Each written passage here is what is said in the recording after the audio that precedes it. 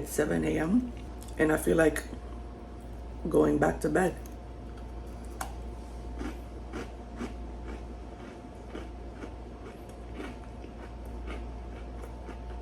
So I think I'm gonna do that.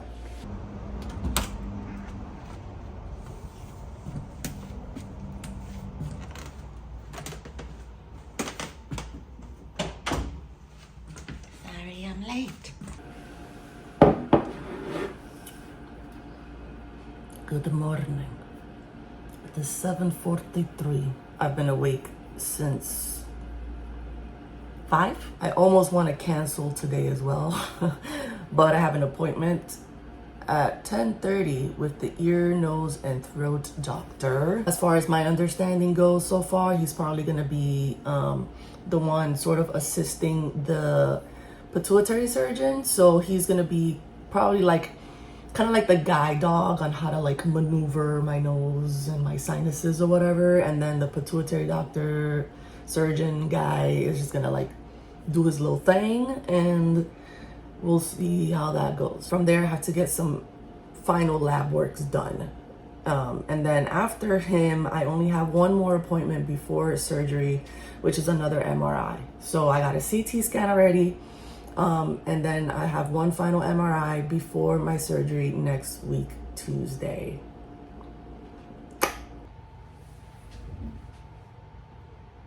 He's been sleeping there for a hot minute. I guess this is like his new spot. All right. So I have this sort of dilemma, right? So it's summertime, it's hot. And generally, this is the time where you kind of like start switching up your wardrobe. Right now, I am a size about 18 to 20. And my lowest size, back when I had gastric bypass at my lowest weight, I was about a 12, 14. That's about as small as I've gotten. So working as a nanny slash basically childcare provider, there's not really anyone to impress. Pretty much every day for the last 5 years, my wardrobe has consisted of a black t-shirt and black leggings and black sneakers. Very rarely did I ever switch up. If I do go for anything other than black, it's usually a neutral like beige or brown or something like that. Essentially, my current dilemma is I need new clothes, but I don't want to buy them bigger because I anticipate and my goal is to lose weight. So I don't want to buy clothes that I then have to get rid of because it's not going to fit me anymore. What do? I'm not the biggest like fashion person. I'm very like plain Jane. So I don't like to dress up too much. It just takes too much effort and I don't have the mental bandwidth to deal with putting together and styling outfits. Like that's not my thing. For me, it's just everything is black. It is a t-shirt and a legging, and that's it.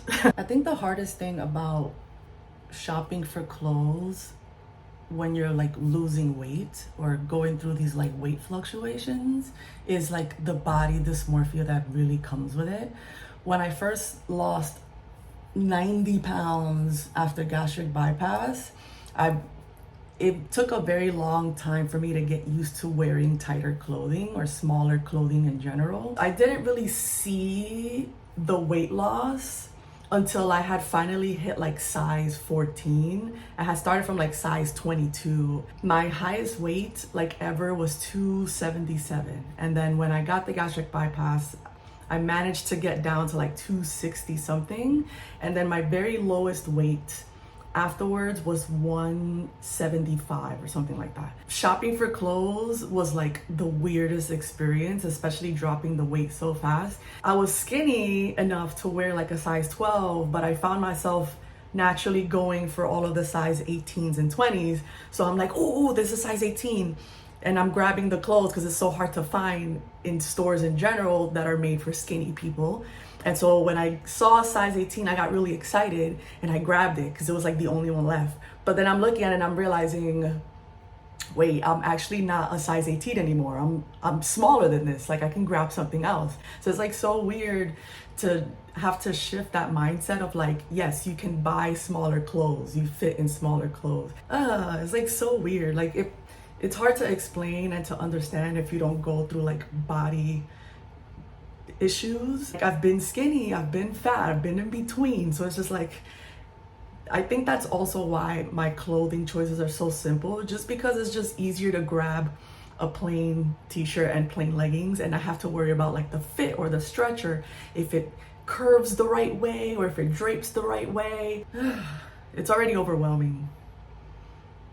It's already overwhelming. I'm probably like, honestly, I'm probably gonna lean toward just getting the same things in a bigger size. So anywho, it's 8:38 and it's gonna take me about an hour to get to my appointment. So I need to get ready so that I can walk out of here in the next like 30 minutes or so. But it only takes me like 10 minutes to get ready because as I've said, my wardrobe is quite simple. So there's really not much to do.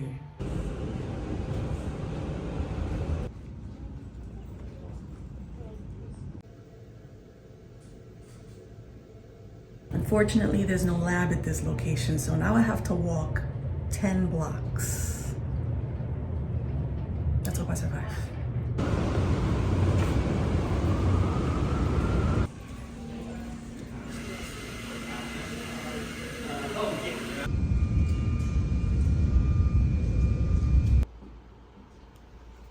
This is today's lunch.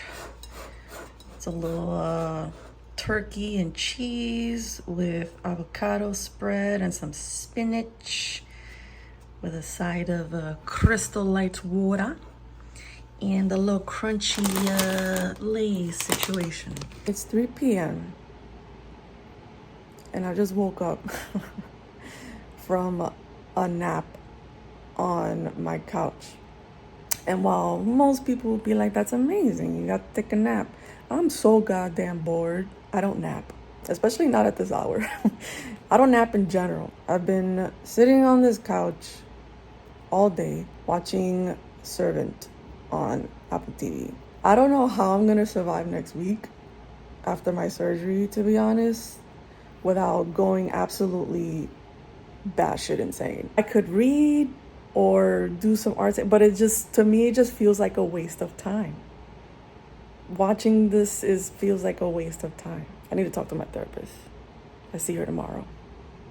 Did you say something?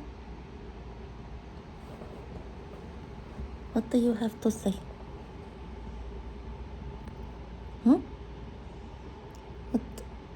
What's the message? What? Is it time? What's the message? Oh, it's too early. Can you wait another 15 minutes? No? Okay. It's 11. And I'm about to check in for my weekly therapy session. If you don't have a therapist, please seek one. It's helpful. It's been a long morning of doing nothing.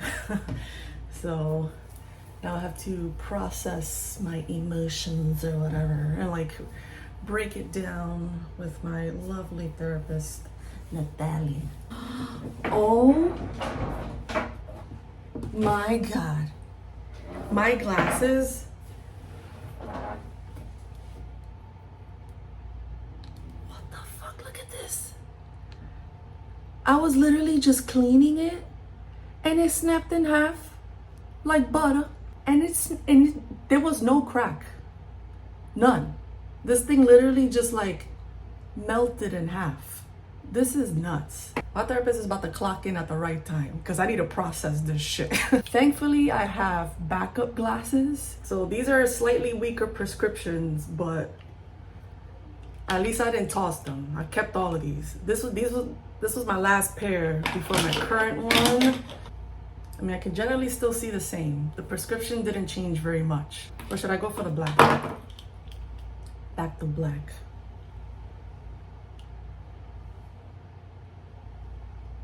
Is the black too much?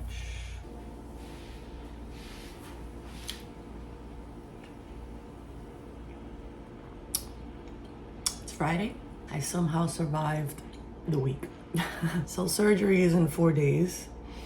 I'm not necessarily nervous about the surgery itself. Coming home is gonna be like the challenge. Thinking about ways to baby proof or well, adult proof the apartment so that I don't have to do too much work. Because for the first couple of weeks, I'm basically not allowed to do anything. Lift more than 5 pounds, obviously no strenuous activity for like the first month. So I'm trying to make sure that I'm like over prepared and make things at home as easy as possible. The only real thing I should probably do today is just do all of my laundry and just kind of get that out of the way. But other than that, there's really nothing to do. Got my little laundry ready to go. Everything black, black.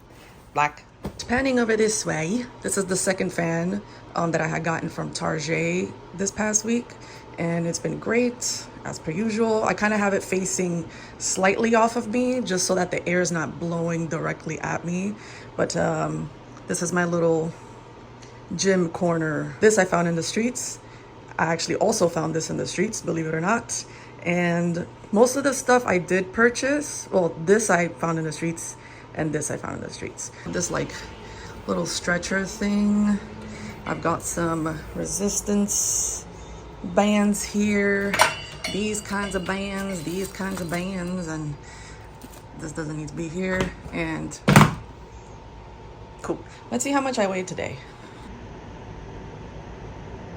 So this is definitely like my heaviest weight so far since Cushing's started. I haven't generally passed 245 up until now. So there we go. So from here, if you look this way, this is like my laundry situation, but there's like kind of nothing on this side. So I do plan on getting a sort of walking pad so that I can get my steps in, because I don't want to risk during recovery going outside for a walk and something happens to me and I'm not home safe. So I'm gonna order a walking pad from Amazon. I've been looking at a few options and just kind of setting this up. Probably put my small TV over here so that while I'm walking I can kind of watch TV, or I'll set it up in the living room, but I'm not sure how I feel about that yet.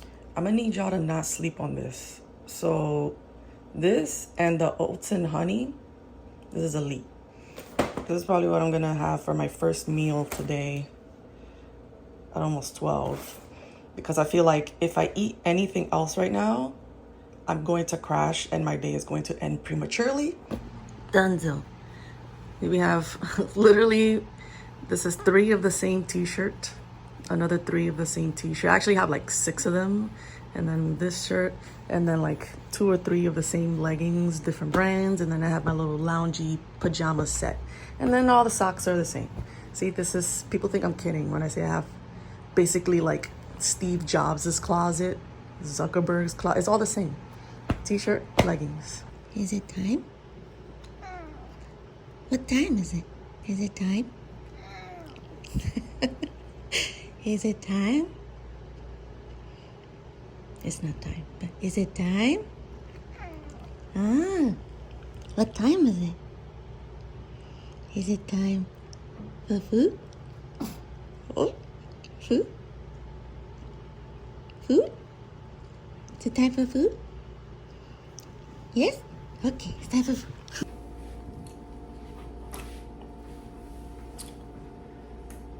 The trauma I went through last night was crazy. Living in New York, especially in like old buildings or whatever, you get your fair share of visitors, right? Doesn't matter how dirty or how clean you are, there's gonna be 1 or 2 of them little guys, you know, paying a visit, you know what I'm saying? Saying hello, what's up, welcome to the neighborhood. I'm sitting there minding my business, watching this show. Next thing I know, I feel some stomping on my goddamn leg at warp lightning speed. It took me less than a millisecond to register that there was a gigantic roach the size of my thumb stomping up my leg. I don't know what its intentions were, but it was coming directly at my face. The internal scream that I scrumped, like the whole interaction lasted like half a second. That's how fast that damn thing was. I couldn't get that damn recliner down fast enough. That's what pissed me off the most. Meanwhile, this dang thing is making its way under my blanket. I cover my couch so the cats don't scratch it up or whatever. So it disappears under that thing. I'm looking at these two cats and I'm like, I'm gonna need y'all to do your jobs today. So I'm calling my cats to make sure they're paying attention as I'm slowly maneuvering this blanket while using a broomstick to get it off the couch and sort of drag it towards the front door, because I was not about to put my hands on that thing. That thing was going in the garbage regardless, roach and all. And so I had it sitting at the front door.